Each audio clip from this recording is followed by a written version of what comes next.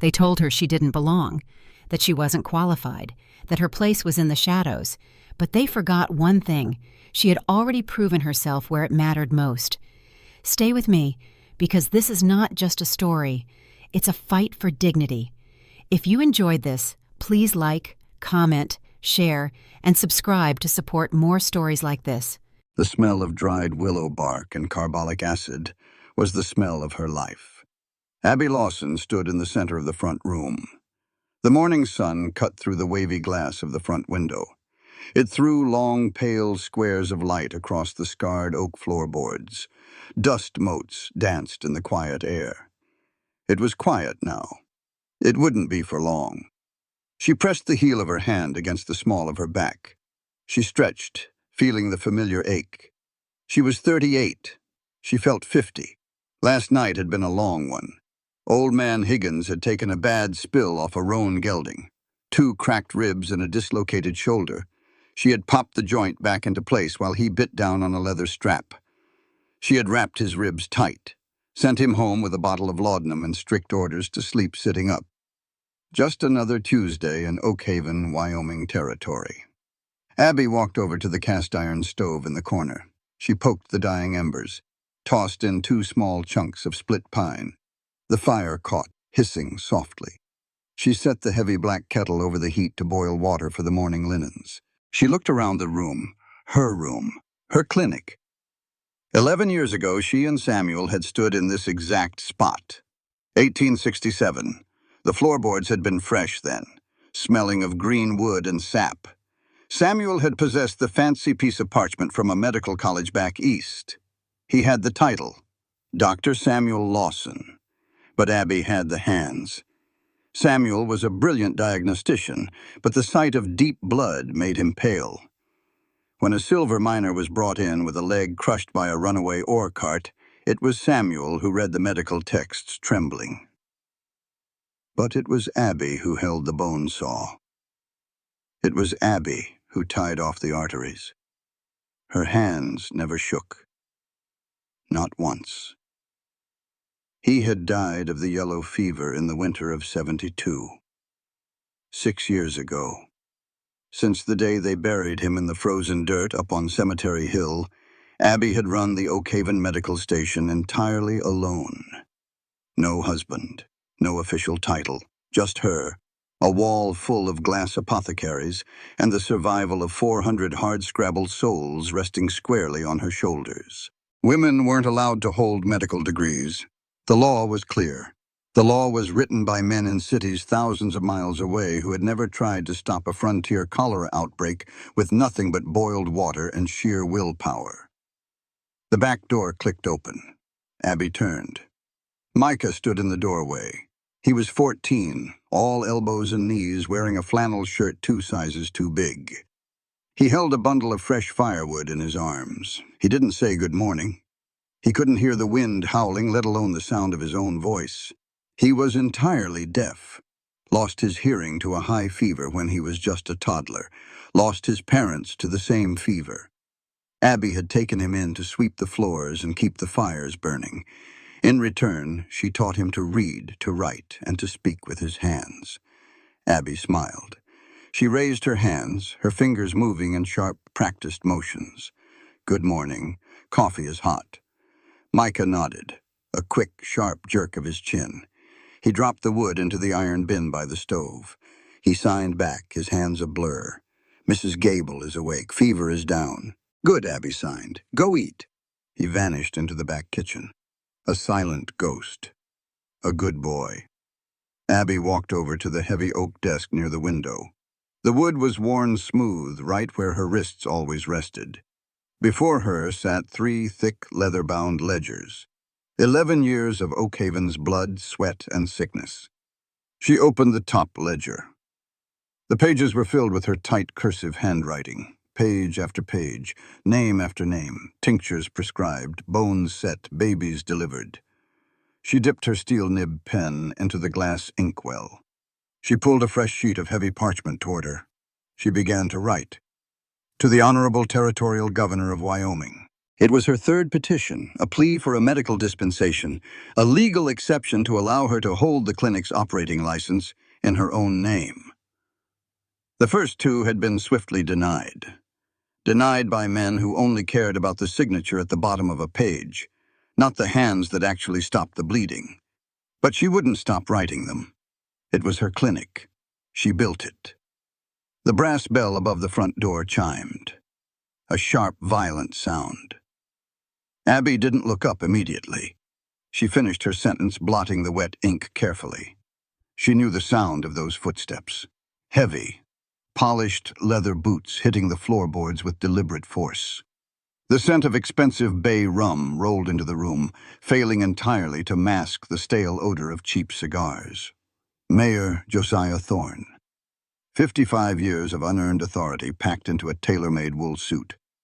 He didn't bother taking off his bowler hat, a deliberate slight, a reminder of where he believed she stood in the pecking order. "Morning, Widow Lawson," Thorne said. His voice was smooth, too smooth, like snake oil dripping off a spoon. "Mayor Thorne?" Abby replied, her voice flat. She didn't offer him a chair. "If you are here for your gout medicine, it needs another 3 hours to steep." "I am not here for my joints, Abigail." Thorne hooked his thumbs into his waistcoat pockets. He rocked back on his heels, surveying the room as if sizing up a prize horse. "The town council had a meeting last night, a rather late meeting." Abby laid her pen down, slowly. The metal clicked against the wood of the desk. She looked up. Her eyes, the color of a winter storm, locked onto his. "A meeting about my clinic." "A meeting about the town's clinic," Thorne corrected smoothly.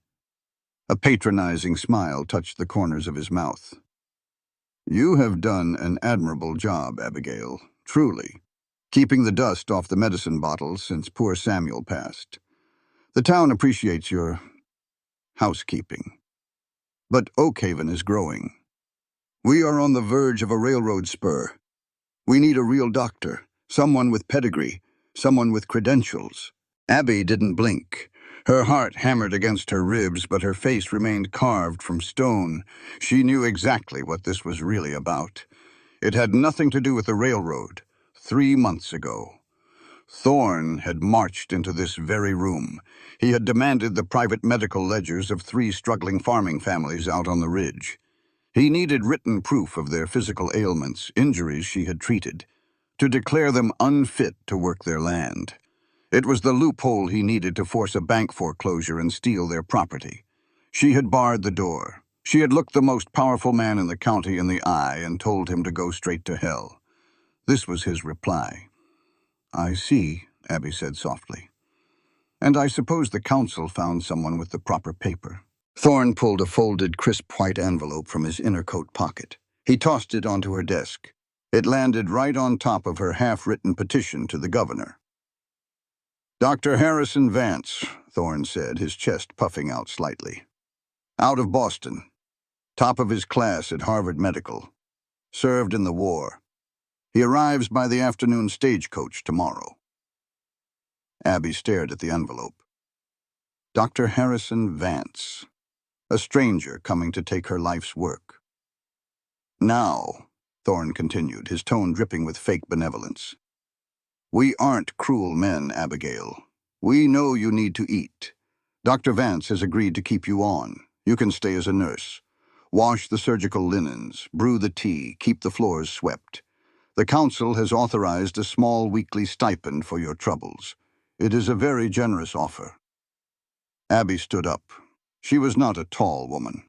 She wore a simple faded blue cotton dress with a white apron.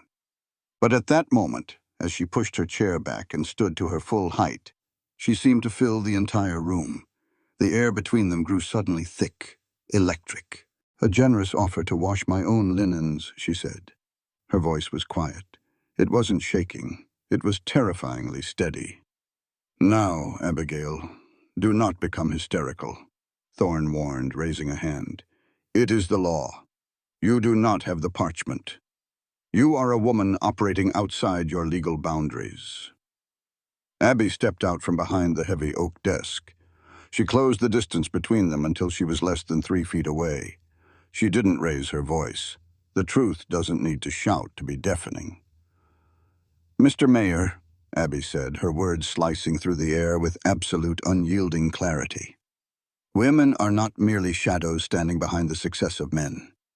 Every living soul in Oakhaven has been sustained by my uncredentialed hands, and your erasure of my work is a direct violation of my human right to legitimate labor." Thorne's patronizing smile faltered. His eyes narrowed. Abby didn't stop. She held his gaze, refusing to let him look away. "You speak of standards, but you act on petty spite. You are doing this because I wouldn't surrender my ledgers and let you steal land from sick farmers. You can bring 100 decorated doctors from Boston, but you will never own the trust of this town, and I will not surrender my dignity or accept a subservient position in my own home simply because you tell me it belongs to a man." Silence rushed back into the room. Heavy and suffocating. Thorne's jaw tightened. The veins in his thick neck bulged against his starched white collar. He pointed a thick, manicured finger at her face. "You are a stubborn, foolish woman," he hissed, the polite veneer completely stripped away. "Your little speeches mean nothing. The law is the law. Dr. Vance arrives tomorrow. Have the keys ready, Widow Lawson, or the town sheriff will forcibly remove you for trespassing on council property." He turned on his heel. He marched out the door. The heavy wood slammed shut behind him, rattling the wavy glass in its frame. Abby stood alone in the quiet. She listened to the sound of his boots crunching on the dirt road outside, fading away into the distance. She drew in a long, shaky breath, the smell of carbolic acid, the smell of dried willow bark.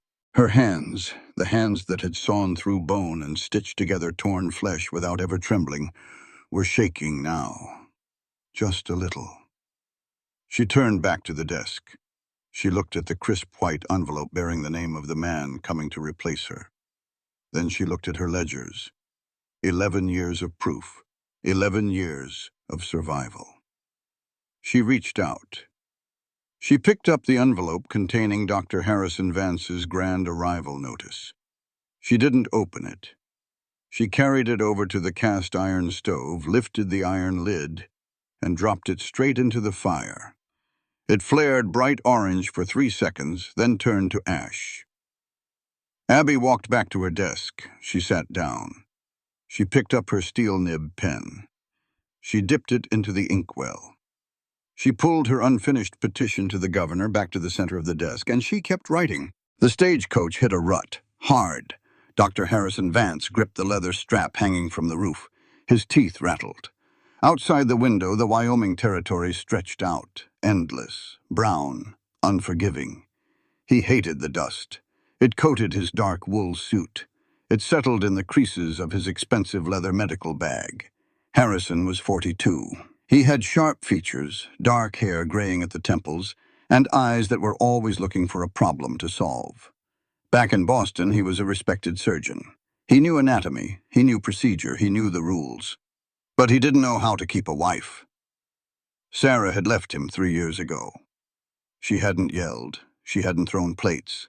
She had just packed a trunk and stood by the door. "You love the work, Harrison," she had said. "You don't love the people you save. And you certainly don't love me. I am just another appointment on your schedule." He had come out west to fix himself, to build something from the ground up, to run a clinic perfectly, by the book, no mistakes. The coach rolled into Oakhaven. The town was a scatter of wooden buildings clinging to a dirt road. It looked temporary, like a strong wind could blow it all away. Mayor Josiah Thorne was waiting by the boardwalk. Thorne had a wide smile, a firm handshake, and a story ready to tell.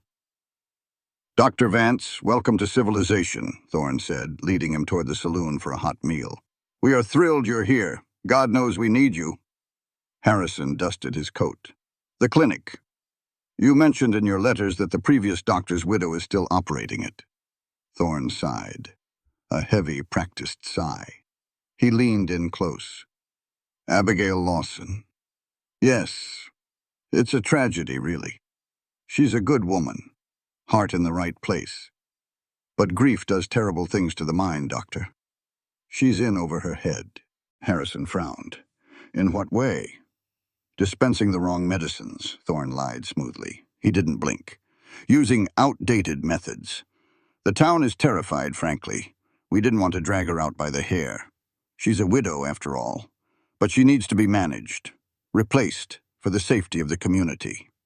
Harrison nodded slowly. This made sense to him. Untrained people caused chaos. Rules maintained life. I understand. I will assume full control immediately.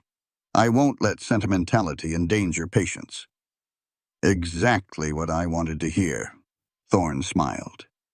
An hour later, Harrison didn't go to the clinic. A frantic farmer burst into the saloon. It was Elias Miller. His 7-year-old boy was burning up. Scarlet fever, he thought. Harrison grabbed his bag. Show me the way.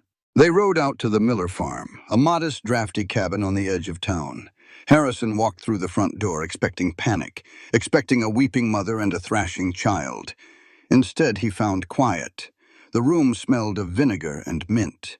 The boy was lying on a low cot. Beside him sat a woman, Abigail Lawson. She wasn't frantic. She wasn't weeping. She was wiping the boy's forehead with a cool, damp cloth. A bowl of steaming water sat on the floor beside her. She moved with a steady metronomic rhythm. Dip, ring, wipe. Harrison stopped in the doorway. He watched her. She wore a simple blue dress. Her sleeves were rolled up past her elbows. Her hands were wet, reddened from the hot water. She didn't look like a woman losing her mind to grief. She looked like a soldier in a trench. Mrs. Lawson, Harrison said. His voice was a flat baritone. Abby didn't look up immediately. She finished wiping the boy's neck. Then she turned. Her eyes locked onto his. Storm gray, sharp. Not an ounce of fear in them. You must be Dr. Vance, she said. Her voice was quiet. It didn't tremble. I am. Harrison stepped forward. He set his heavy leather bag on the wooden table. It landed with a solid thud. Mr. Miller came to fetch me. I will take over from here. Abby stood up, slowly. She wiped her hands on her apron. His fever broke 10 minutes ago. I gave him a willow bark and peppermint tea to bring down the temperature. He needs to sleep, and he needs cool water every hour. Harrison opened his bag. He pulled out a polished silver stethoscope. I appreciate your efforts, Mrs. Lawson, but I need to examine him properly. I need to check his lungs. His lungs are clear, Abby said flatly. His breathing is shallow but even. It's not scarlet fever. It's a localized infection from a cut on his calf he got 2 days ago in the creek. I've cleaned it, applied a drawing salve. Harrison paused. He looked at her, really looked at her. Women didn't speak to doctors this way. They deferred, they nodded, they fetched water.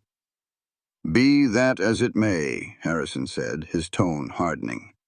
I am the appointed physician for this territory now. I have a degree from Harvard Medical. I cannot rely on the guesswork of a layman. Step aside, please. He didn't yell, but the words were a weapon.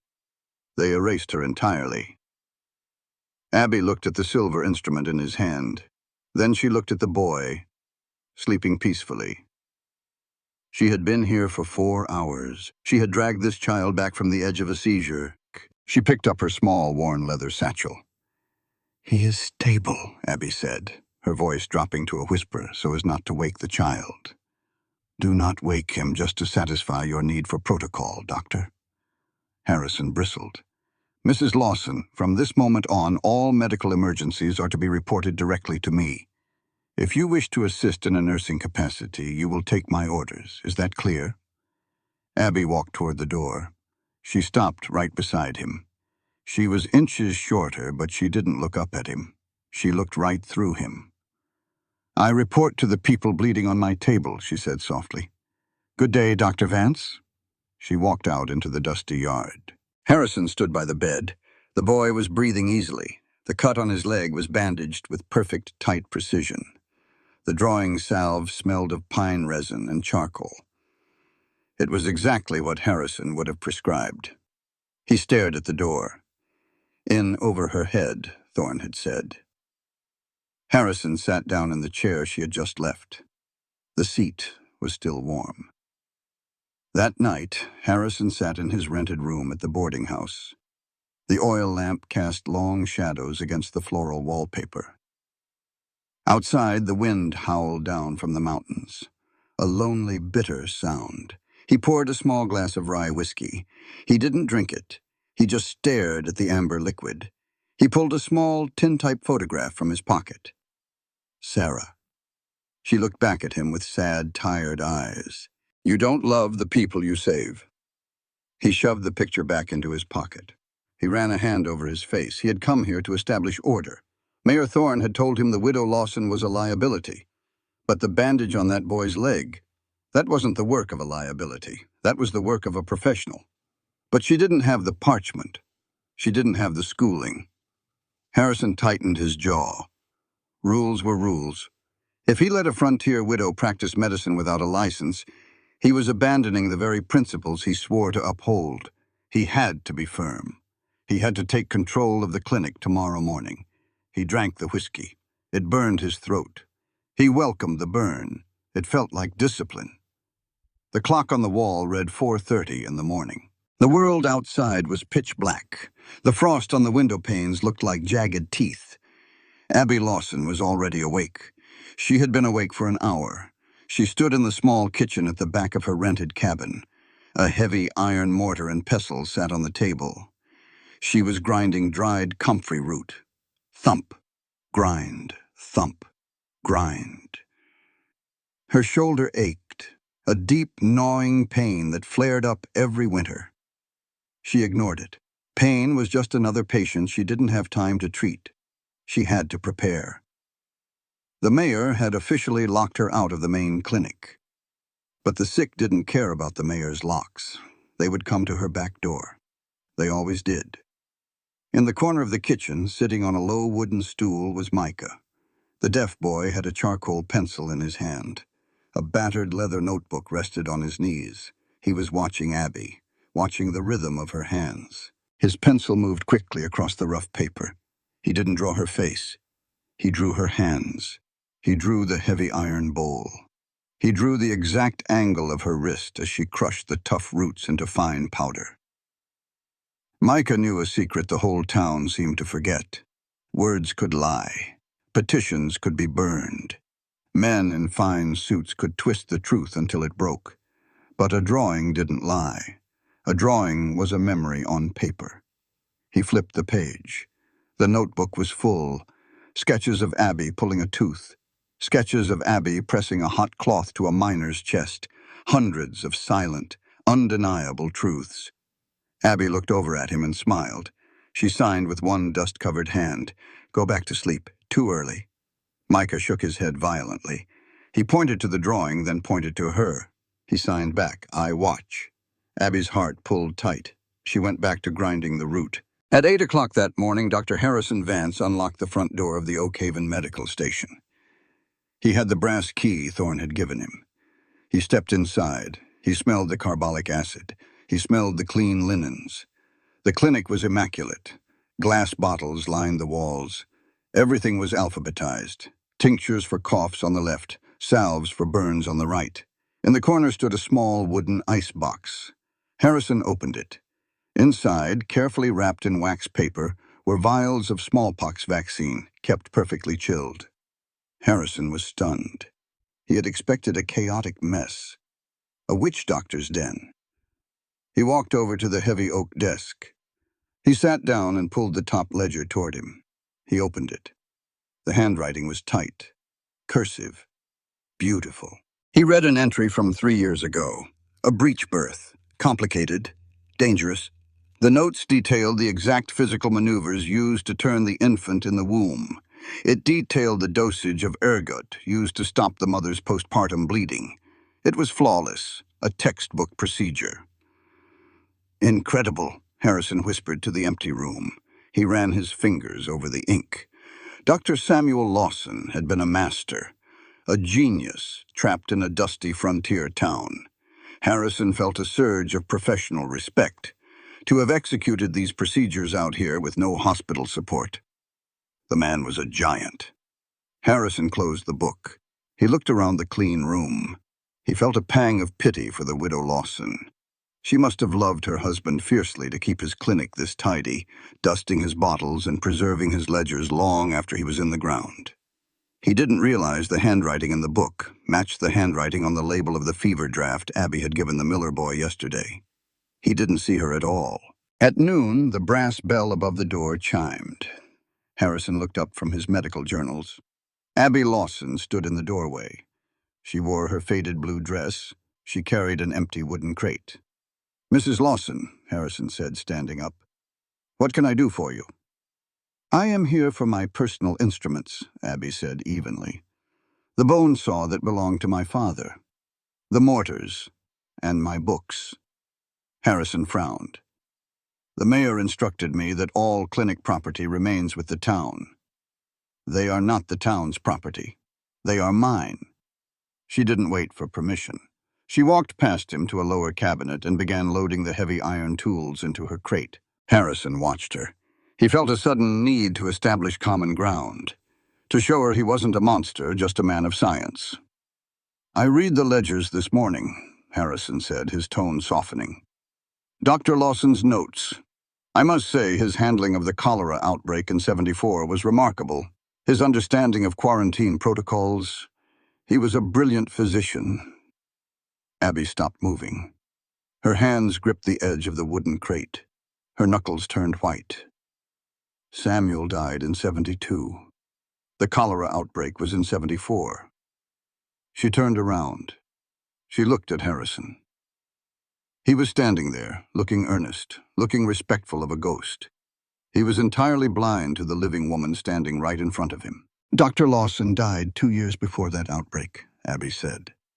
Her voice was deadly quiet. Harrison froze. I'm sorry?" "Samuel died of yellow fever in the winter of 1872.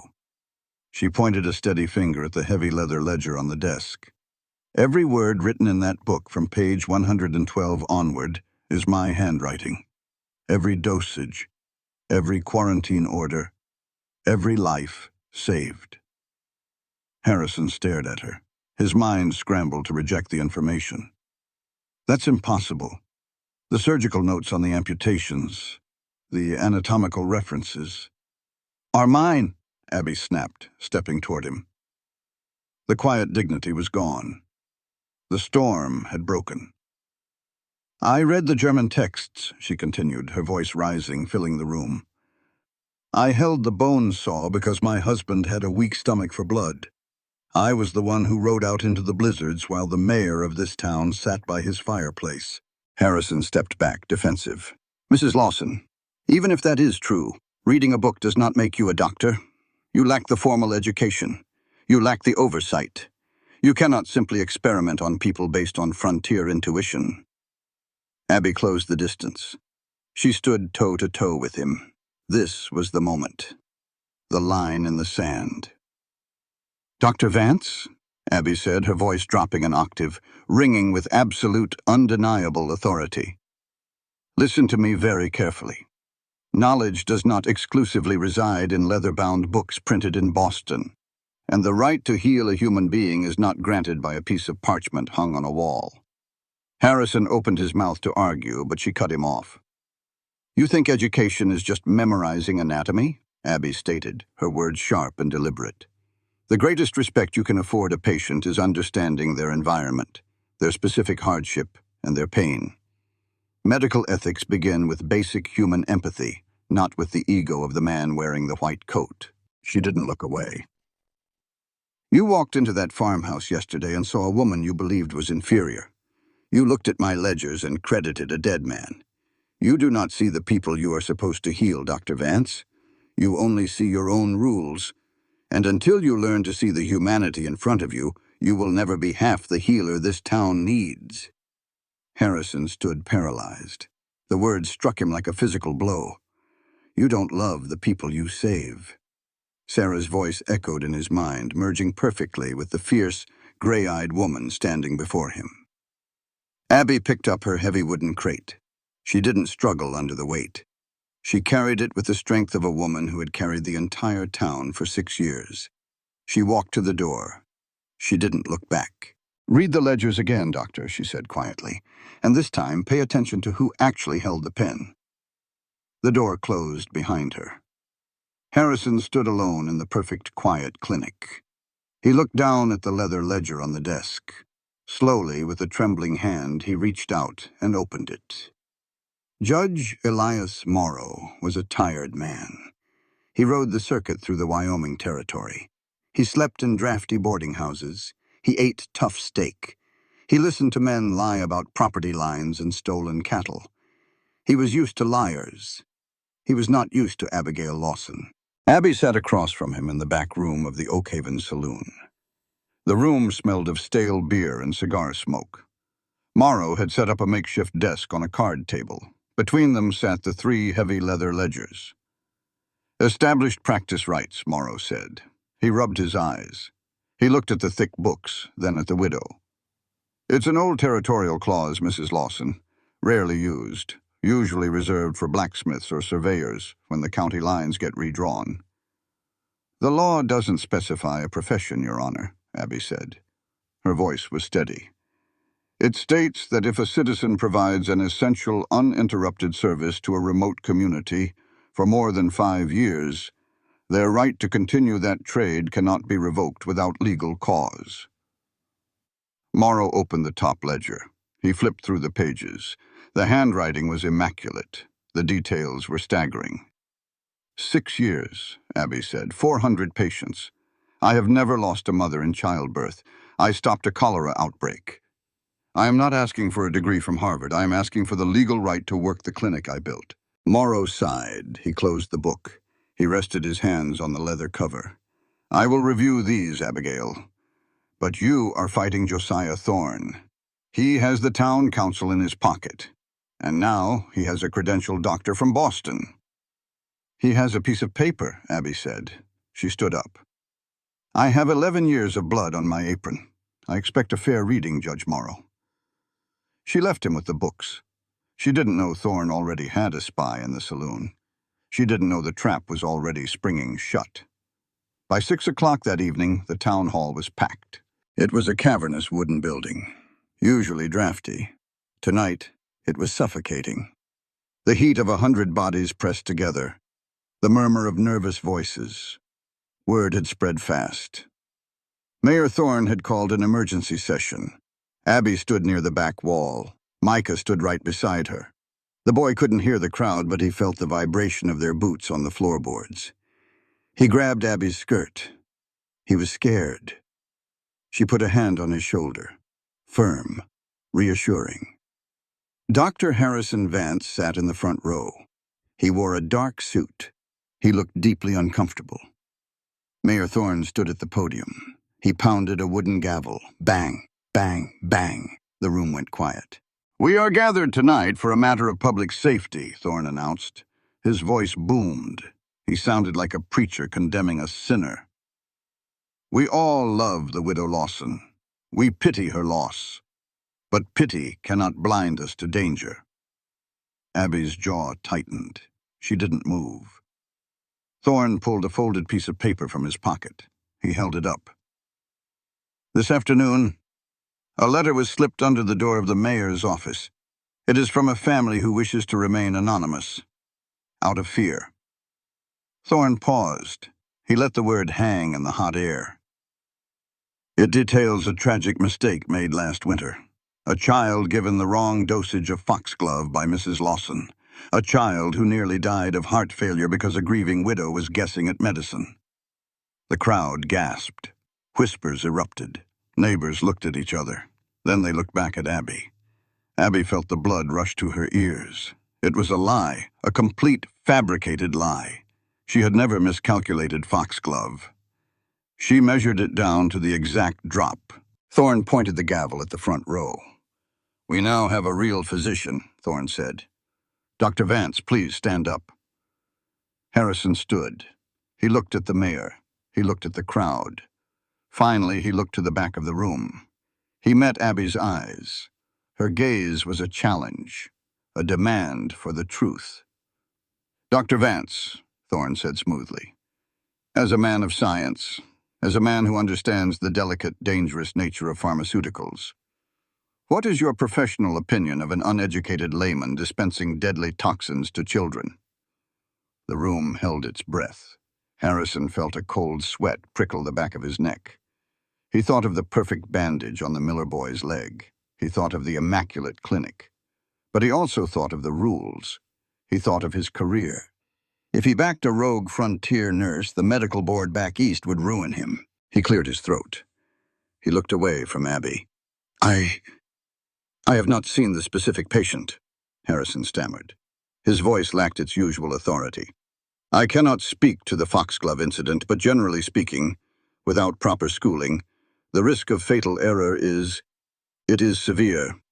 I need more time to review the files." He sat down. A murmur of agreement rippled through the room.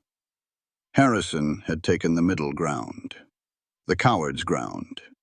His silence gave Thorne's lie all the oxygen it needed. Thorne smiled. It was a cruel, triumphant smile. "There you have it," Thorne said. "The doctor has spoken. Therefore, effective immediately, Abigail Lawson is suspended from entering the medical station." Abby stepped forward. The crowd parted for her. Not out of respect, out of sudden, nervous fear. She walked down the center aisle. She didn't look at Thorne. She walked straight to the front row. She stopped right in front of Harrison Vance. Harrison looked up at her. He felt sick to his stomach.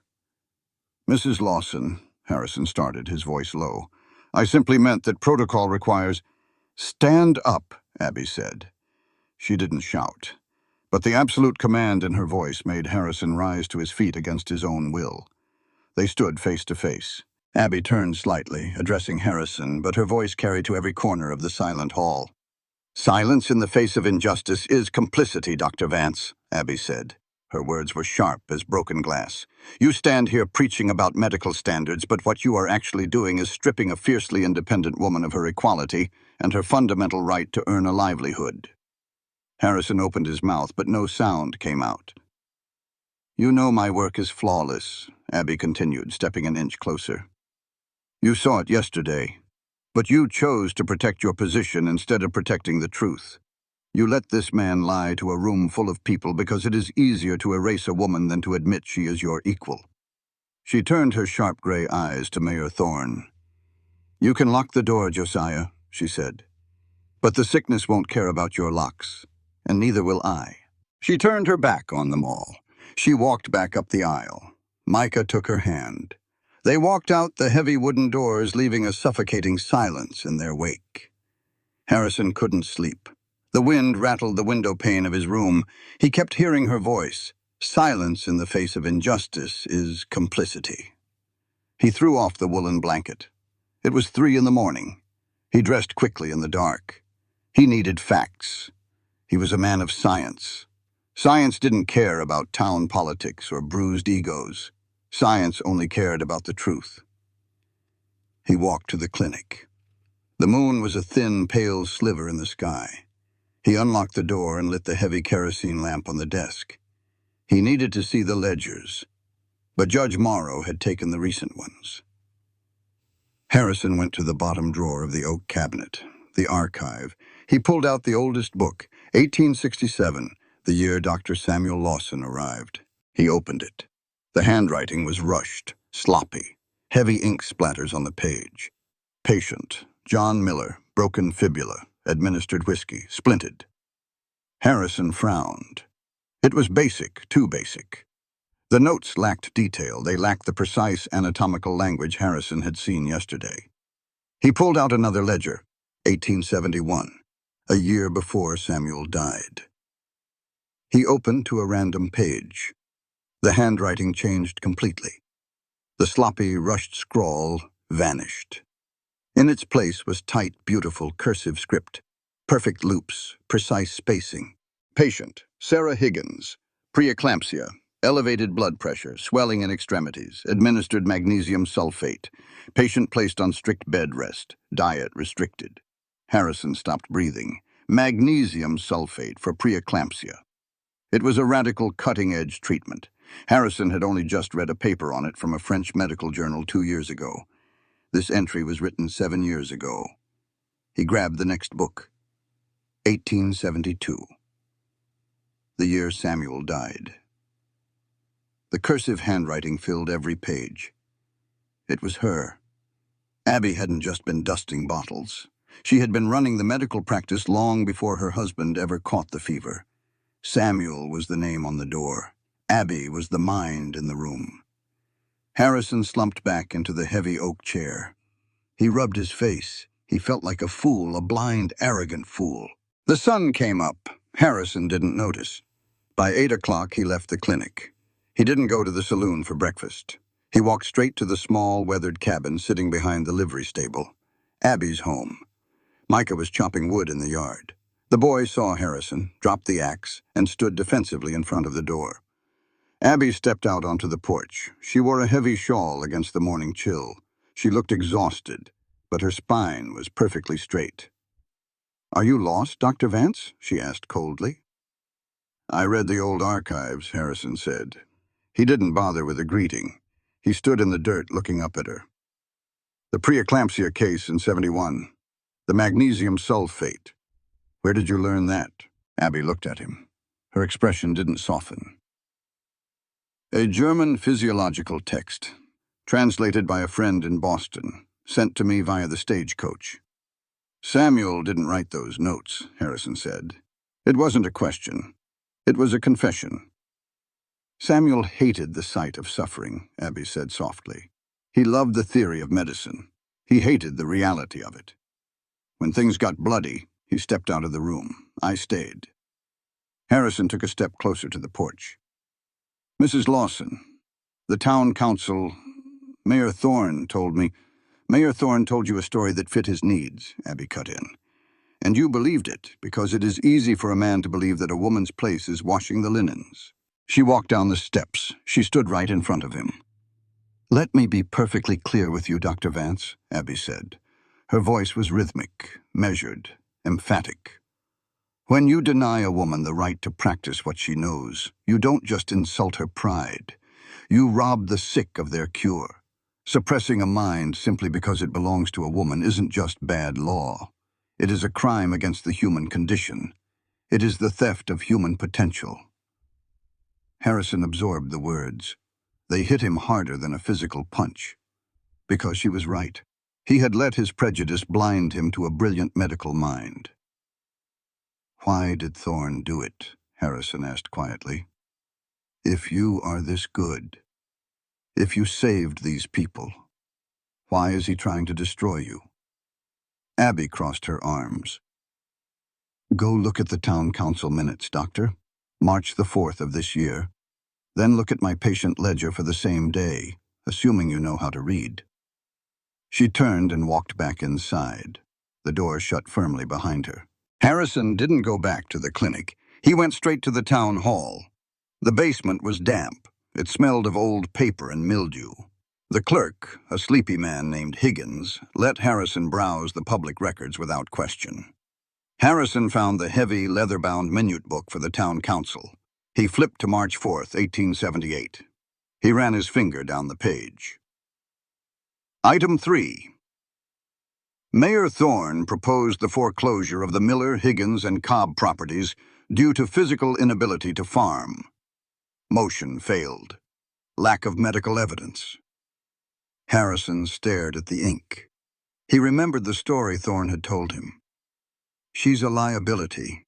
He flipped back a few pages. He found the record of Abby's second petition for a medical license.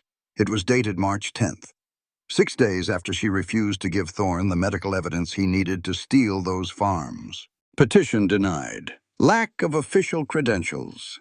Harrison closed the book. The heavy thud echoed in the damp basement. The pieces snapped together. It was a perfect, ugly picture. Thorne didn't care about medical standards. He cared about power. Abby had stood in his way, so he used the law to crush her. And he had used Harrison as the hammer.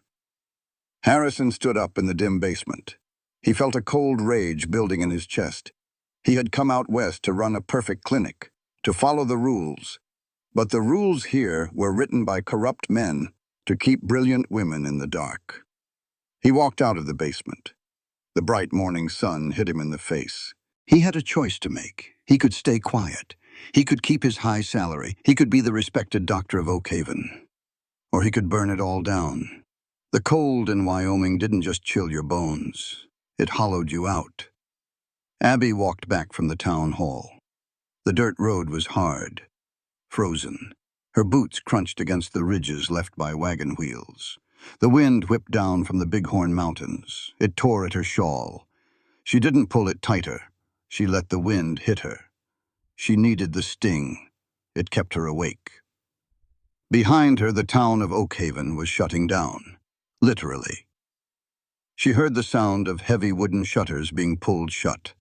She heard iron deadbolts sliding into place, click, clack, one by one.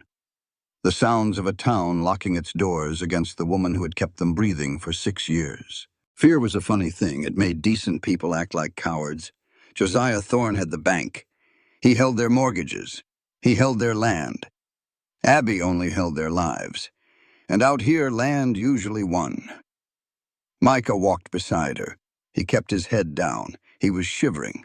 Not from the cold, from the vibration of the crowd he had felt in the hall.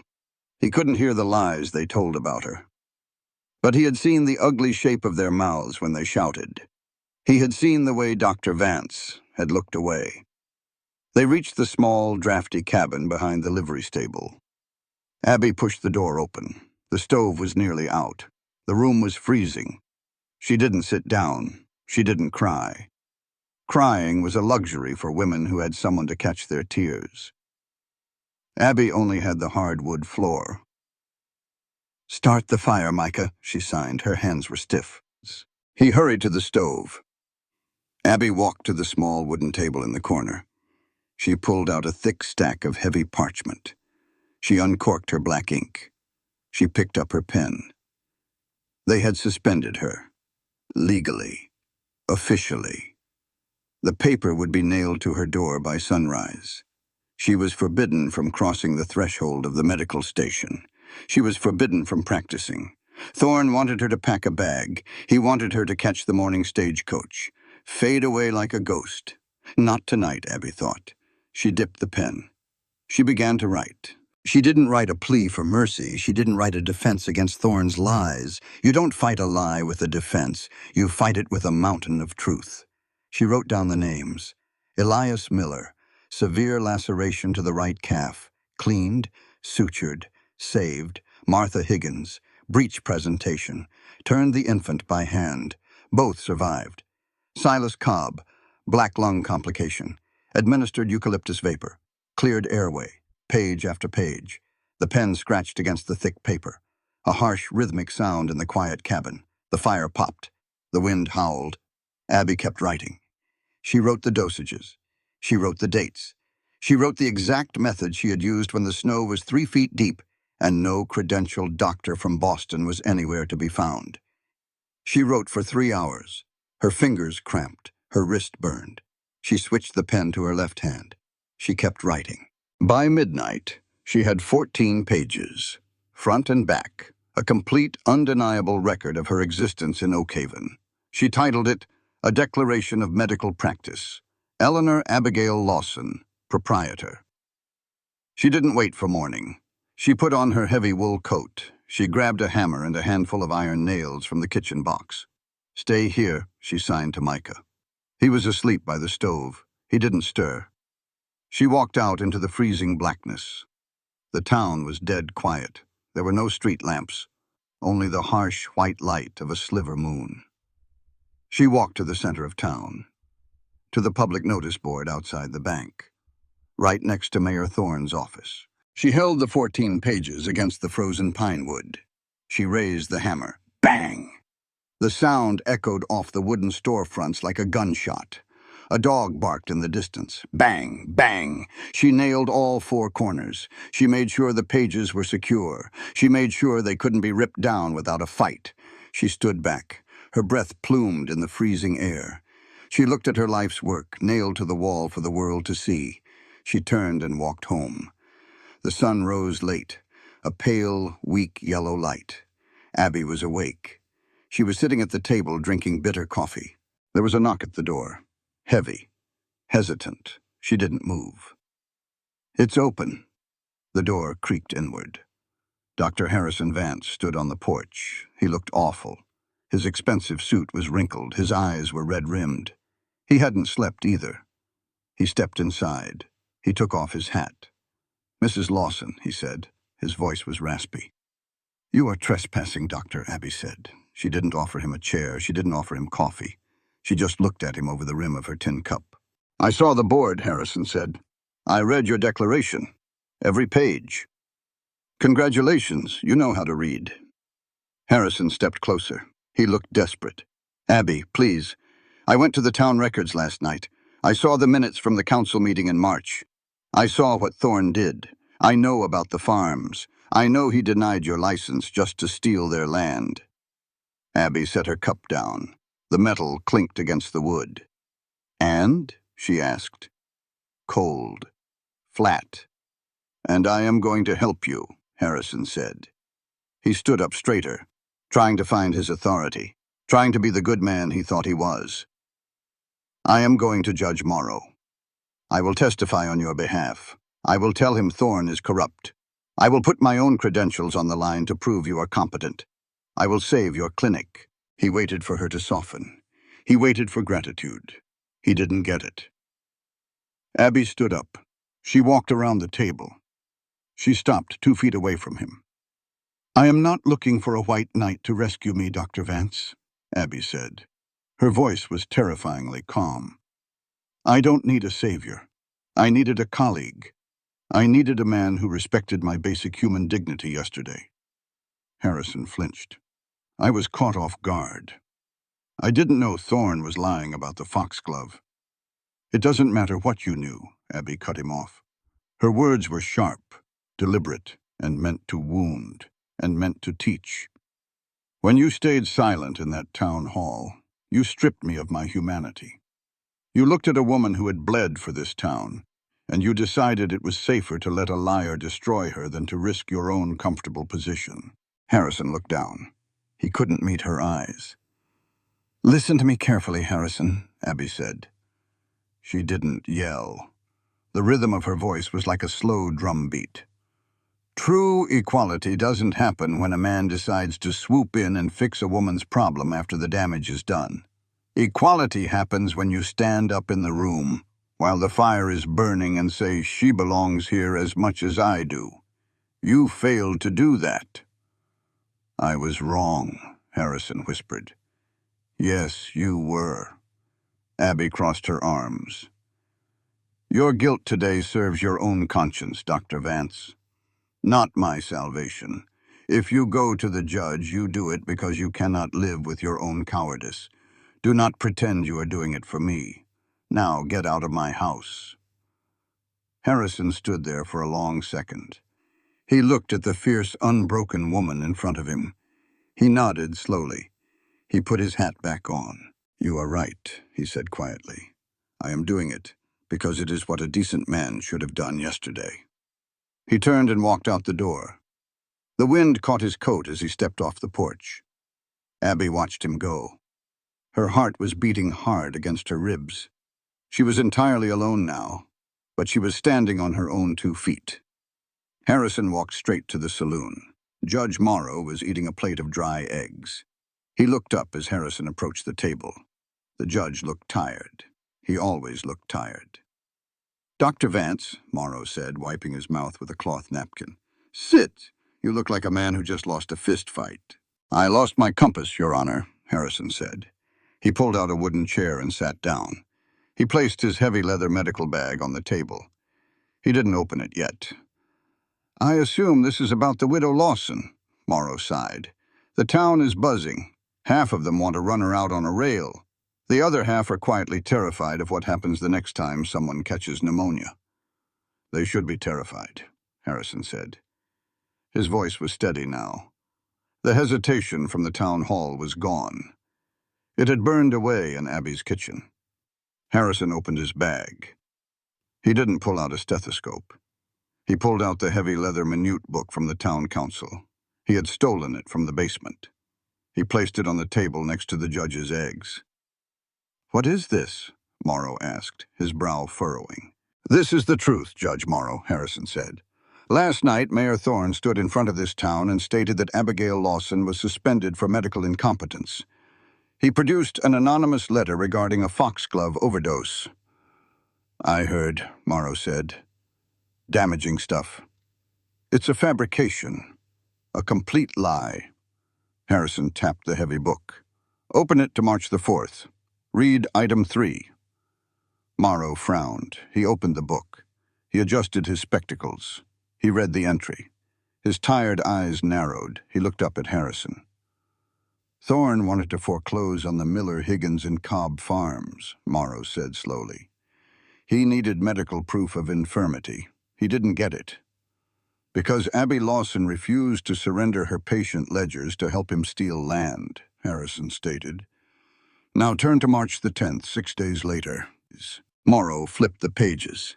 He read the entry denying Abby's second petition for a medical license. The saloon was quiet around them, just the clink of glasses at the bar. Morrow closed the book. He leaned back in his chair. He looked at Harrison for a long time. "This proves Thorne is a vindictive son of a bitch. It doesn't prove Mrs. Lawson is a competent physician." "I am a competent physician," Harrison said. He leaned forward, his dark eyes locked onto the judge's. "I graduated top of my class at Harvard. I served 3 years in the surgical tents of the war. I know what good medicine looks like." He pulled Abby's ledger from his bag, the one from 1872. He placed it gently on the table. "I have reviewed her case files," Harrison said. "Her methods are not just adequate, they are exceptional. She has saved lives I would have lost. She possesses a working knowledge of anatomy and pharmacology that rivals my own. Her lack of a formal degree is a failure of our institutions, not a failure of her intellect." Morrow rubbed his chin. "Dr. Vance, you are putting your own reputation on the chopping block. Thorne pays your salary." "Thorne bought my presence to validate his theft," Harrison said. He remembered Abby's words in the kitchen. He felt the weight of them. He needed to say them out loud, to make them real. "Judge Morrow," Harrison said, his voice carrying a quiet, absolute conviction. "When the law denies a woman the right to practice what she knows simply because she is a woman, it is not preserving order. It is committing an act of violence. Suppressing a brilliant mind based on gender is a crime against the human condition. It robs the sick of their cure. It robs the community of its future. I will not be a party to it." Morrow let out a long breath. He looked at the council book. He looked at the medical ledger. He reached into his coat pocket and pulled out a silver fountain pen. "I cannot grant her a medical degree, Dr. Vance," Morrow said. "The territory won't allow it." "I don't need you to grant her a degree," Harrison replied. "I need you to grant her an injunction. Re-establish her practice rights based on 11 years of undisputed service, and strike down Thorne's suspension as a corrupt conflict of interest." Morrow uncapped his pen. "Thorne will make your life hell." "Let him try," Harrison said. By noon, the injunction was signed. The notice was nailed over the top of Thorne's suspension order on Abby's door. It was a legal victory. But paper doesn't change people's hearts, not immediately.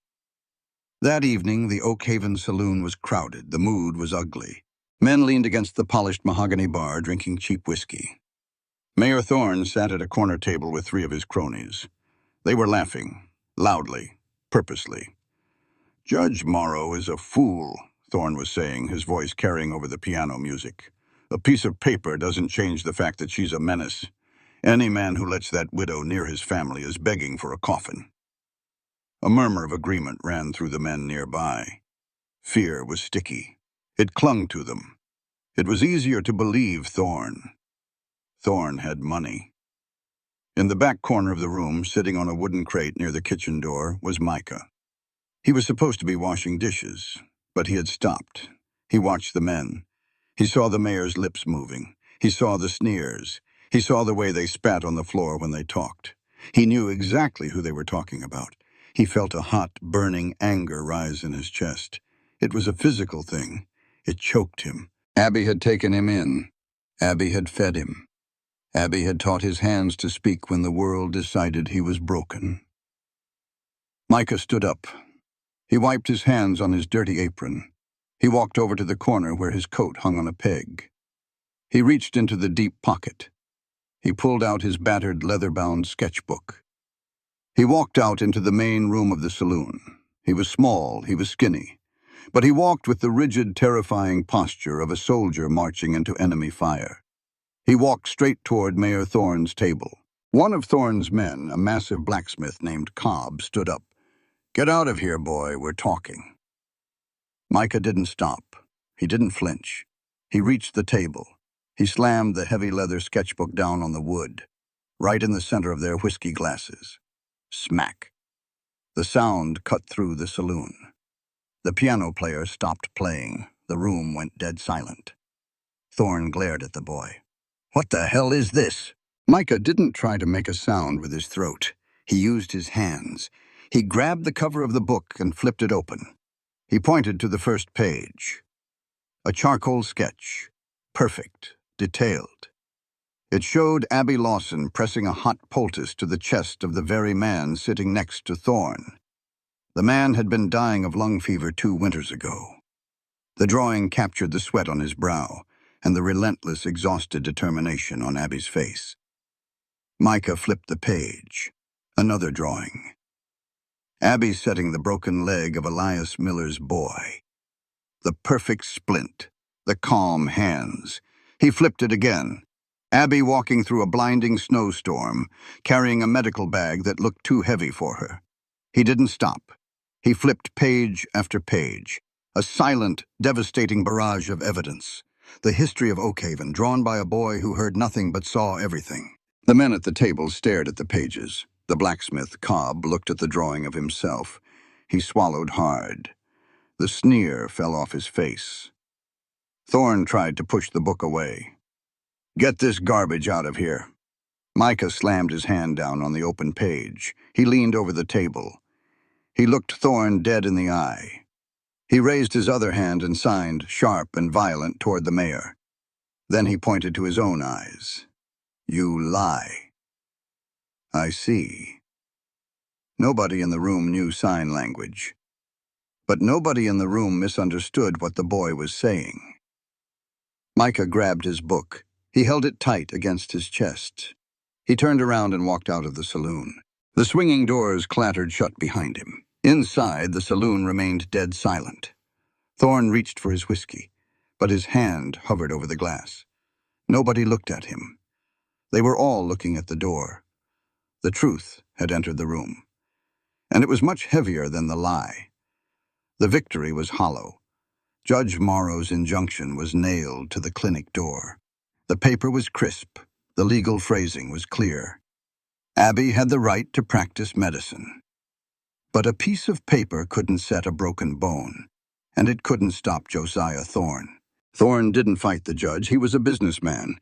He knew how to win a war without firing a shot. He simply used his leverage. 3 days after the saloon incident, the supply wagons from Denver stopped arriving at the clinic. Abby went to the freight office. The clerk wouldn't look her in the eye.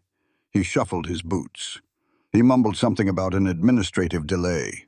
She knew what it was. A siege. Thorne owned the freight line. He owned the bank that financed the freight line. If Thorne said the wagons didn't drop off ether, bandages, or carbolic acid, they didn't drop them off. He was starving her out. By the 5th day, Abby was rationing willow bark. By the 7th, she was boiling old linens because she had no fresh cotton. People stopped coming to the front door. They were scared. They saw Thorne's men watching the clinic. They knew Thorne held their mortgages. If they walked through Abby's door, they might lose their farms. Abby sat at her heavy oak desk. The clinic was quiet. Too quiet. She looked at her jars. The iodine was almost gone. The laudanum was down to a 1/4 inch. Winter was coming. Real winter. Children would get the croup. Men would catch pneumonia. Woodcutters would lose fingers to the axe. If the clinic had no supplies, people would die. They would die because she was too proud to walk away. That thought settled in her chest. Heavy, cold, like a stone. Abby closed her ledger. The sound echoed in the empty room. She made the decision in the dark. It was raining, a brutal, freezing Wyoming rain. It turned the dirt roads into a thick, sucking mud. It was the kind of night that kept decent folks inside by the fire. Abby didn't pack much. 2 dresses, her father's bone saw, her medical texts, a small leather satchel of personal items. She went to the back kitchen. Micah was asleep on his cot near the stove. She didn't wake him. She couldn't. If she looked into his eyes, she would break. She left an envelope on the table. Inside was every dollar she had saved, and a letter for Judge Morrow, asking him to ensure the boy was sent to the deaf school in Denver. She wrapped her heavy wool shawl tight around her shoulders. She walked out into the rain. She hitched her roan gelding to her small covered wagon. The horse pinned his ears back against the downpour. He didn't want to go. Neither did she. But it wasn't about what she wanted. It was about what Oak Haven needed. They needed supplies. They needed a Dr. Thorne wouldn't blockade. They had Harrison Vance. They didn't need Abigail Lawson. She climbed up onto the wooden bench. She took the leather reins in her wet hands. She looked back at the clinic one last time. 11 years of her life, washed away in the mud. She slapped the reins. The wagon lurched forward. Across town, Harrison Vance was sitting in his room at the boarding house. He was staring at the wall. He hadn't spoken to Thorne in a week. He hadn't spoken to Abby either. He had tried, but she kept the door locked. Suddenly, a frantic pounding shook his door. Harrison stood up. He pulled the door open. Micah stood in the hallway. He was dripping wet. He wasn't wearing a coat. His face was pale with panic. He grabbed Harrison's arm. He pointed out the window, toward the road leading out of town. He made the sign for a wagon. He made the sign for Abby. He made a sharp, slashing motion away from his chest. Leaving. Harrison felt his heart stop. He didn't grab his coat. He didn't grab his hat. He ran down the stairs. He pushed past the boarding house owner. He burst out into the freezing rain. He ran to the livery stable. He didn't bother with the saddle. He threw a bridle over a black mare, hauled himself onto her bare back, and kicked her sides. The horse bolted out into the storm. The rain was coming down in sheets. Harrison couldn't see 20 yards ahead. He rode hard. The mud flew up, hitting his face. He tasted dirt and rain. He hit the edge of town. The road narrowed toward the mountain pass. There, up ahead, a slow-moving lantern swinging from the back of a small wagon. Harrison kicked the mare again. Ha! He caught up to the wagon. He pulled the mare hard to the left, cutting off the roan gelding. The wagon horse reared up, terrified by the sudden movement in the dark. Abby hauled back on the reins. She hauled hard, standing up on the footboard to keep the wagon from tipping into the ditch. "Whoa, easy! Whoa!" she yelled. The wagon settled. The horse stamped its hooves in the mud, breathing hard. Harrison slid off his horse. He stood right in front of the wagon. He was soaked to the bone. His white shirt stuck to his skin. Abby stared down at him. The rain ran off the brim of her bonnet. "Move your horse, Dr. Vance," she said. Her voice cut through the sound of the rain, cold, final. "No!" Harrison yelled back. He stepped closer. He grabbed the leather harness of her horse. "What are you doing, Abby? Turn this wagon around." "I am leaving," Abby said. "Now let go of my horse." "You can't leave. You built that clinic. You fought the mayor. You won the injunction. You beat him." "I didn't beat him, Harrison," Abby shouted. Her composure finally cracked. "He cut the supply lines. He's starving the clinic. If I stay, a child is going to die of a fever because Thorne won't let a wagon of quinine cross the county line.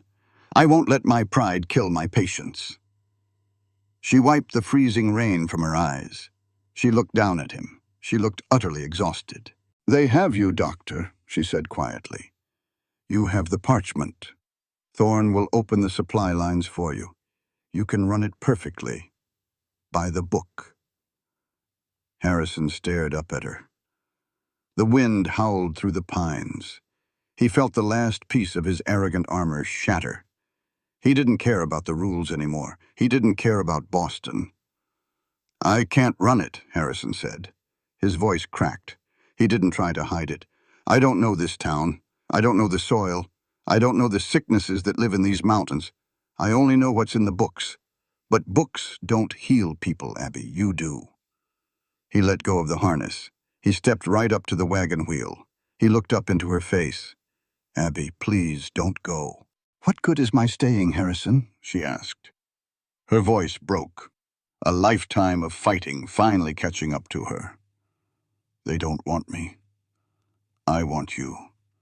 The words hung in the cold air, unvarnished, real. Harrison grabbed the side of the wagon. His knuckles were white. "I need you," Harrison said. The rain washed over his face. "Your patients need you. Your mind is the heartbeat of this territory. I am begging you. Do not let a corrupt man steal your home." Abby looked at him. She saw a man who had been stripped down to his studs. No arrogance, no pride, just raw honesty. "Stay," Harrison whispered. He reached up. He laid his wet, freezing hand over hers on the leather reins. "Stay. Just tonight." Abby stared at his hand covering hers. "Give me one night," Harrison pleaded. "Give me one night to prove that this town cannot survive without you. And God help me, Abby. Neither can I." She looked into his dark eyes. She hadn't wanted to leave. She had never wanted to leave. She just needed a man to see her, truly see her, to recognize that her presence mattered enough to fight for. Slowly, Abby opened her hands. She dropped the leather reins. They fell into the mud. Harrison let out a breath he didn't know he was holding. He reached up, grabbed her waist, and lifted her down from the wagon bench. She hit the muddy ground. They stood inches apart in the pouring rain. She didn't say anything. She just nodded. Once. And then the ground shook. It wasn't a small tremor. It was a violent, jarring heave that knocked Harrison against the wagon wheel. A fraction of a second later, a sound rolled over the mountains. A massive, deafening roar that swallowed the storm. Harrison whipped his head around. He looked toward the eastern ridge. A massive pillar of black smoke and orange fire was rising into the rainy night sky. The Oak Haven rock quarry. Abby's eyes went wide. The romantic tension vanished instantly, replaced by the cold, terrifying reality of the frontier. "Dynamite," Abby said. Her voice was hollow. "They were blasting in the rain. The powder got wet. It fired late." Harrison looked at the fire on the ridge. Then he looked at Abby. "The night shift," Harrison said. "There are 40 men up there." "Get on the wagon," Abby ordered. She was already climbing back up to the bench. Harrison didn't argue. He climbed up beside her. She grabbed the reins. She whipped the heavy leather across the roan's back. The wagon tore down the muddy road, heading straight back into the heart of the town. The clinic was a slaughterhouse. Within 30 minutes of the explosion, the first wagon started rolling into town. They carried broken men, burned men, men missing pieces of themselves. The rain washed the blood out of the wagon beds, turning the dirt road in front of the clinic into a red river. Harrison and Abby didn't have time to speak. They hit the door running. Micah was already there. He had stoked the massive cast-iron stove to a roar. He had every kettle boiling. He was tearing clean sheets into bandages. He had felt the blast through the floorboards. "Triage on the front porch," Abby shouted over the screams. "Only the surgical cases come inside. The burns stay on the porch. I need cool water and raw honey." Harrison threw off his wet coat. He rolled up his sleeves. He grabbed his surgical kit. "I need light," Harrison yelled. Abby grabbed 3 kerosene lamps. She hung them on the low beams above the main surgical table. They brought the first man in. Elias Miller.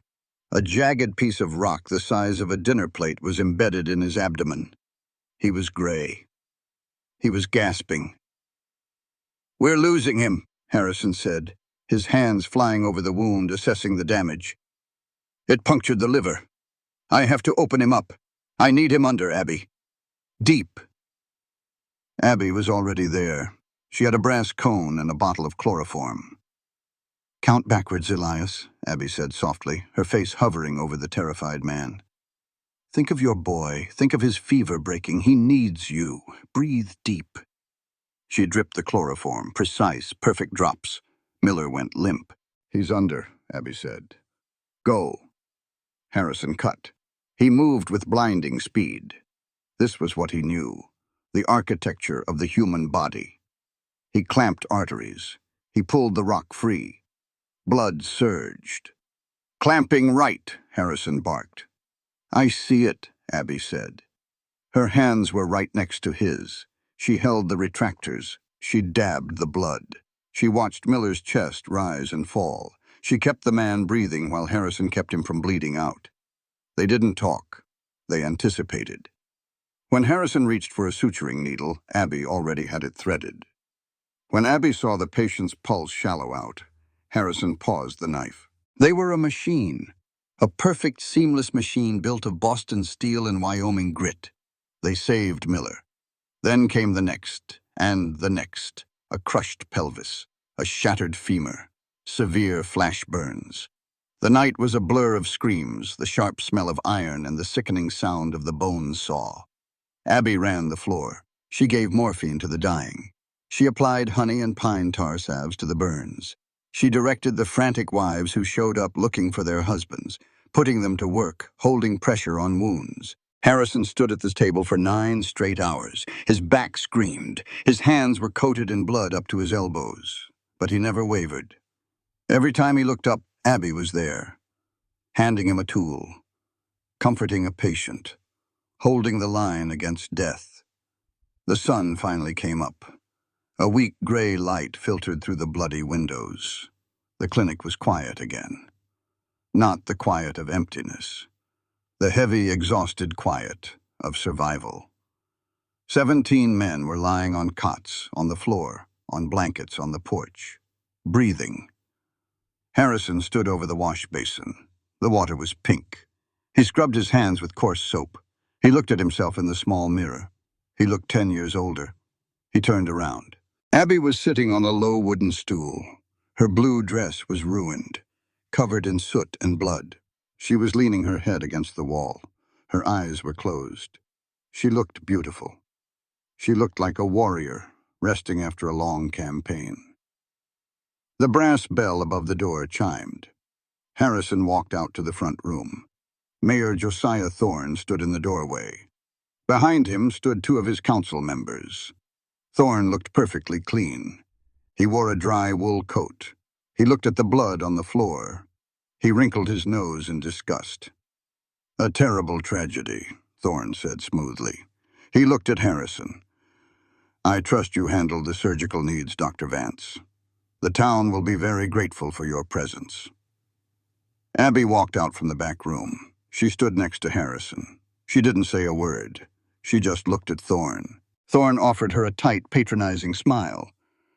"You can go home now, Widow Lawson. The doctor has things well in hand. Your nursing services are no longer required." Harrison felt the rage hit him like a physical strike. It was a cold, absolute rage. It cleared the exhaustion from his mind entirely. He didn't yell. He didn't lose his temper. He simply walked over to his heavy medical bag. He pulled out the thick legal contract he had signed in Boston, the contract that made him the sole medical authority in Oak Haven. He held it up. Then he tore it directly in half. Thorne's smile vanished. "What are you doing? Are you out of your mind?" Harrison dropped the torn paper onto the bloody floorboards. He stepped forward. He stood between Abby and the mayor. "You listen to me, Josiah," Harrison said. His voice carried out the open door. It carried to the wounded men on the porch. It carried to the wives standing in the muddy street. "I am a surgeon," Harrison said. His words were sharp, deliberate, and meant for every single ear in Oak Haven. "But I am not the heart of this town, and I will not be a tool for your bigotry." Thorne puffed out his chest. "You have a duty. My duty is to the truth," Harrison cut him off. He turned slightly, raising his voice so the lesson was impossible to miss. "From this day forward," Harrison declared, This is the Lawson and Vance Medical Station. Anyone who walks through those doors must learn a fundamental lesson in human equality. He pointed to the cots filled with breathing men. Those lives were saved tonight by a credentialed surgeon. But they were also saved by a woman whose intellect, skill, and compassion eclipse any medical board in this country.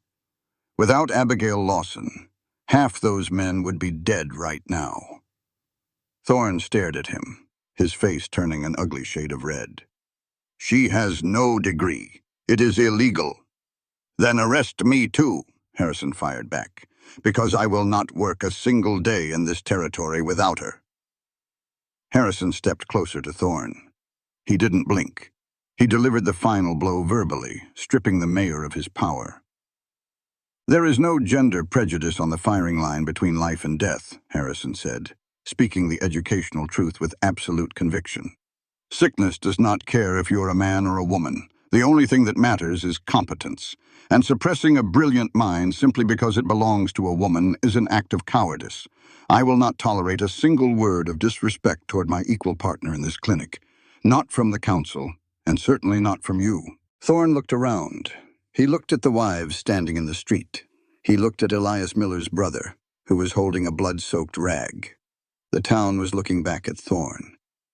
And for the first time, they weren't looking at him with fear. They were looking at him with disgust.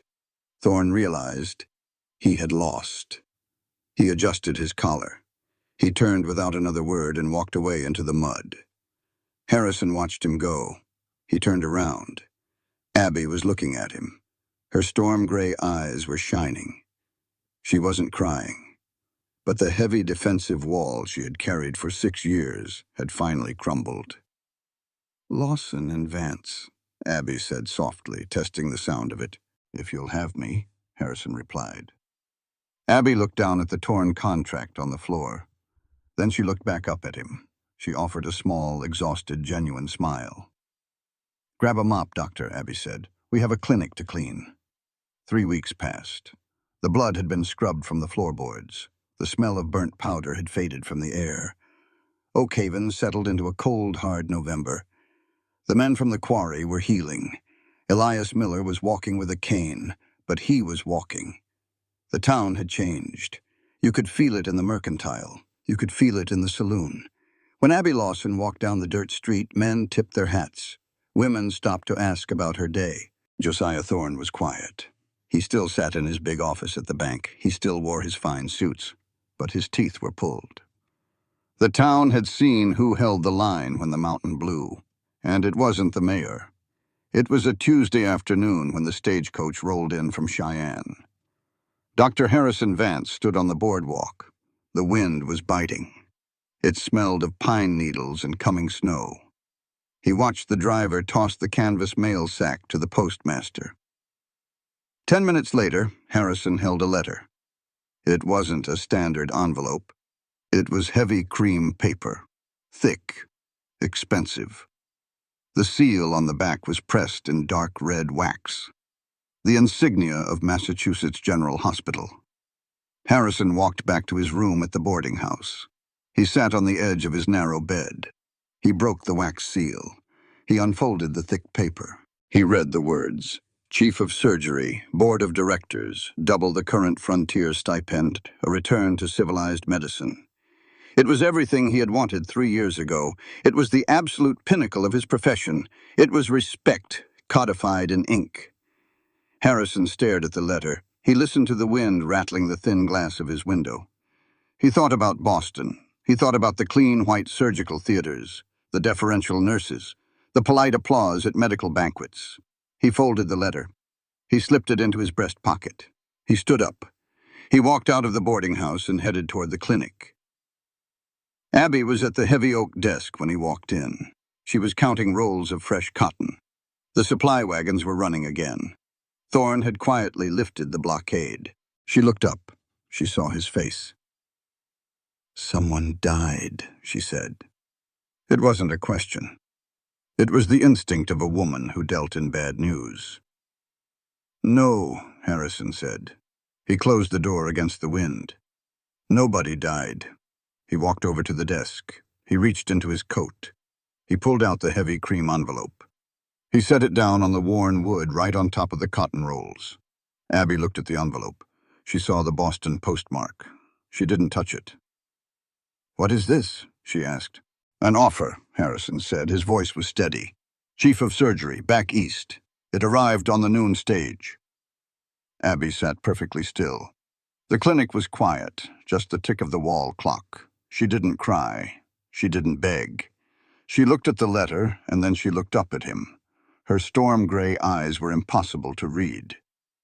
"Are you taking it?" she asked. Harrison didn't answer immediately. He looked around the room. He looked at the glass apothecary she kept perfectly organized. He looked at the iron stove where Micah was boiling water. He looked at the woman who had stood beside him in a river of blood and never flinched. "I wanted to show it to you first," Harrison said. Abby took a slow breath. She leaned back in her chair. She folded her hands in her lap. "You don't need my permission, Harrison," she said. Her voice was quiet, measured. "It is a fine piece of paper. It is what you are used to. You came out here to run a clean clinic. You did that. You saved lives. You owe this town nothing." "That's not what I asked, Abby." "Then what are you asking?" "I am asking what you want me to do," he said. He stepped closer to the desk. He needed to hear her say it. Abby looked at him, really looked at him. She saw the man who had stood up to the mayor. She saw the man who had laid his hands over hers in the freezing rain. But she was Abigail Lawson. She had survived alone. She would not play the fragile maiden now. "Listen to me, Harrison," Abby said. Her voice caught the rhythm of a steady drum, firm, honest. "I do not need you to stay. I survived before you came here. I will survive if you leave. I do not need a man to validate my work, and I do not need a white knight to protect my clinic." Harrison swallowed hard. The words stung, but he knew they were true. Abby stood up. She walked around the desk. She stopped 2 feet away from him. "I don't need you," she repeated. The absolute truth. Then her voice softened. Just a fraction. "But I want you to stay, not because the town needs your degree, but because I like the man you are becoming. I like working beside someone who finally sees me. I want you here, but you have to choose it for yourself." She stepped back. She left the space between them open. A choice. Harrison looked at her. He looked at the fierce, independent, brilliant woman standing in front of him. He didn't say a word. He reached out. He picked up the heavy cream envelope from the desk. He held it in both hands, and he tore it straight down the middle. The sound of tearing paper was loud in the quiet room. He put the halves together. He tore them again. He walked over to the cast-iron stove. He opened the heavy metal door. The fire was burning hot.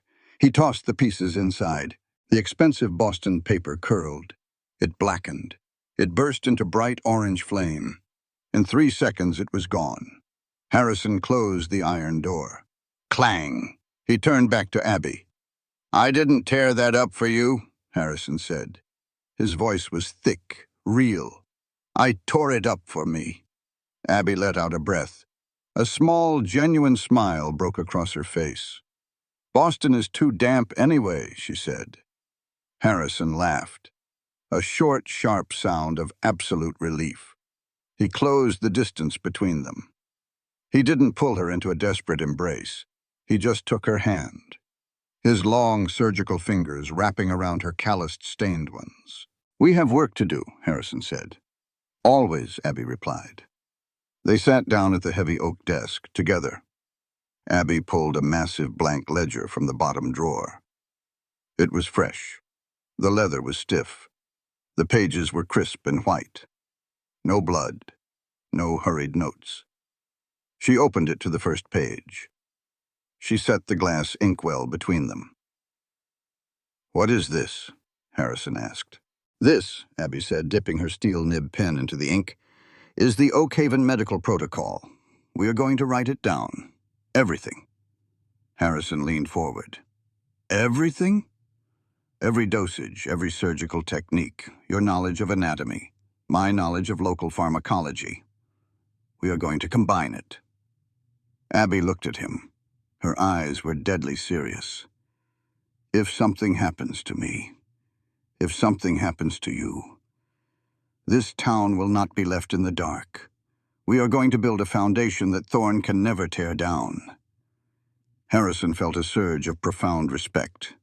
This was why he stayed, not for romance, for legacy, for the sheer, undeniable brilliance of the woman sitting next to him. I will write the surgical section, Harrison said. He reached for his own pen. No, Abby said softly. We write it together. We argue over it. We agree on it. Then we put it on the page. Harrison smiled. You're going to argue with a Harvard surgeon about amputations? If your technique is sloppy, yes, she shot back without missing a beat. They worked for 3 hours. The sun dipped below the mountains. Micah lit the kerosene lamps. The yellow light threw long, warm shadows across the desk. They debated the exact ratio of ether for pediatric anesthesia. They argued over the best way to set a compound fracture of the femur. Harrison cited textbooks. Abby cited a lumberjack she had saved in a blizzard. Abby won the argument. Harrison wrote down her method. He watched his own handwriting fill the page, validating her frontier experience with official medical terminology. Abby, Harrison said.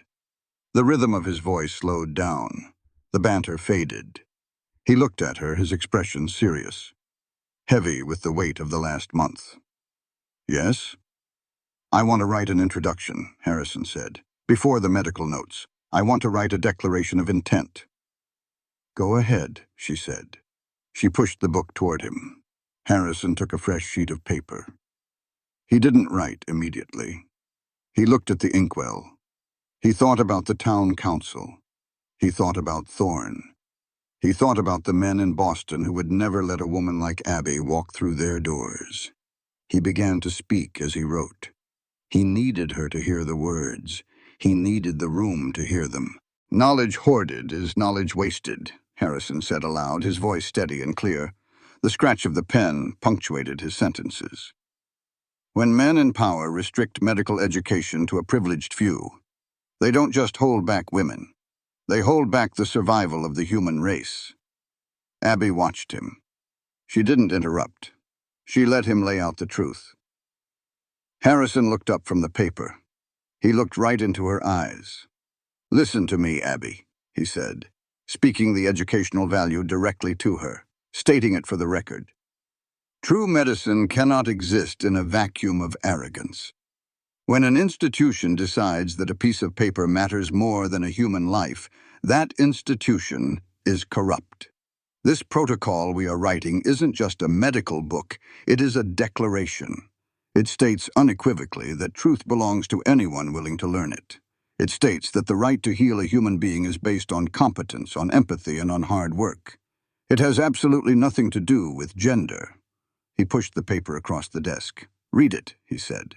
Abby pulled the paper toward her. She read the words. They were exactly what he had just spoken. They were a manifesto, a rejection of the old world, a promise to the new one. She felt a lump form in her throat. She swallowed it down. She picked up her pen. At the bottom of the page, beneath his words, she signed her name in bold, flowing cursive. Eleanor Abigail Lawson. She pushed the paper back to him. Harrison took his pen. Right beside her name, on the exact same line, he signed his own.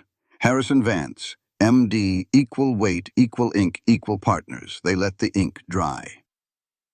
The next morning broke clear and cold. The sky was a brilliant, painful blue. Abby walked up to the clinic. She was carrying a basket of fresh bread from the baker.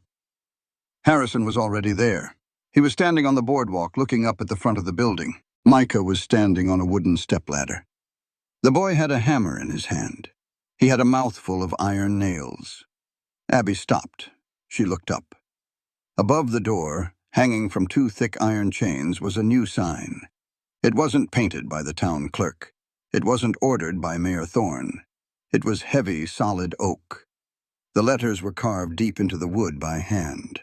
Micah had spent the last 3 nights working on it in the shed. Abby read the words. Lawson and Vance Medical Station. Established 1867, 3 lines. No fancy scrollwork, just the truth, carved deep enough that the weather would never wash it away. Micah hit the last nail. Bang, bang, bang. He climbed down the ladder. He wiped his hands on his trousers. He looked at Abby. He signed with quick, proud hands. Good? Abby felt a tear slip down her cheek. The cold air hit it instantly. She didn't wipe it away. She raised her hands. Perfect, she signed back. Harrison stepped off the boardwalk. He stood right beside her in the dirt. He looked up at the sign. He looked at her name coming first, right where it belonged. It looks heavy, Harrison said quietly. It is, Abby replied. She reached out. She rested her fingers against the rough bark of the wooden post supporting the roof. We built it heavy on purpose so it wouldn't blow away. Harrison looked at her. He didn't see a widow. He didn't see an assistant. He saw the finest medical mind in the Wyoming Territory. Ready for work, Doctor? Harrison asked. Abby took her hand off the post. She adjusted her shawl. She looked at the door. Always, Doctor, she said. They walked up the wooden steps. They walked through the door together. The brass bell chimed. A sharp, bright sound that rang out across the quiet street. The door closed behind them. The signs swung gently in the morning wind. They were exactly where they were supposed to be. This is a channel about the Wild West, about cowboys, love, motherhood, human connection, and the compassion that binds us all.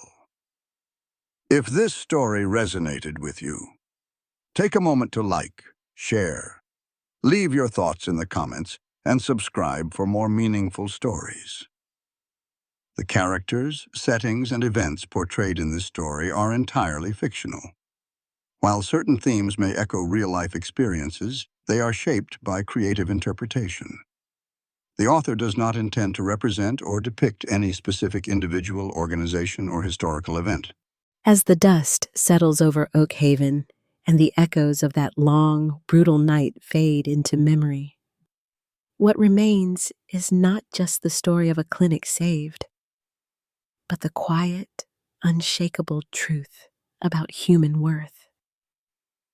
This was never merely a battle between 2 doctors or a dispute over law and authority.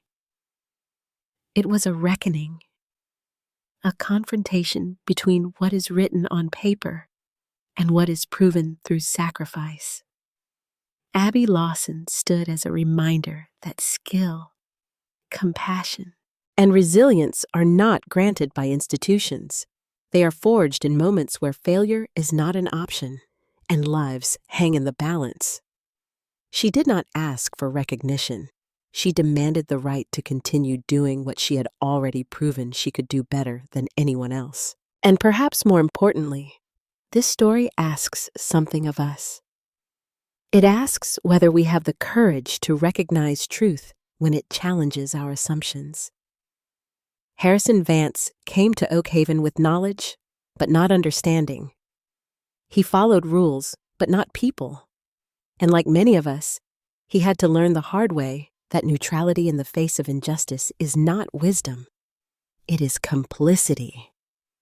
His transformation reminds us that growth does not come from being right, but from being willing to admit when we are wrong and then choosing to stand on the side of what is right, no matter the cost. There is also a deeper, quieter lesson woven through every moment of this story. The power of dignity. Abby never begged. She never lowered herself to meet the cruelty directed at her. Even when stripped of her title, her place, and her livelihood, she held on to the one thing no one could take unless she surrendered it, her self-respect. And in the end, that dignity became stronger than any law, louder than any lie, and more enduring than any position of power. This story reminds us that societies are not defined by their rules, but by how they treat those who challenge them. Progress does not come from comfort. It comes from resistance. From individuals who refuse to accept injustice simply because it has been normalized. Abby's fight was not just for herself. It was for every unseen, unheard person whose abilities are overlooked because they do not fit the mold. So when you walk away from this story, remember this. True authority is earned, not assigned. True equality is practiced, not proclaimed. And true courage is not always loud. It is often found in the quiet decision to keep going, to keep standing, and to keep believing in your own worth when the world tells you otherwise. Because in the end, the work that truly matters is the work that outlasts the wound.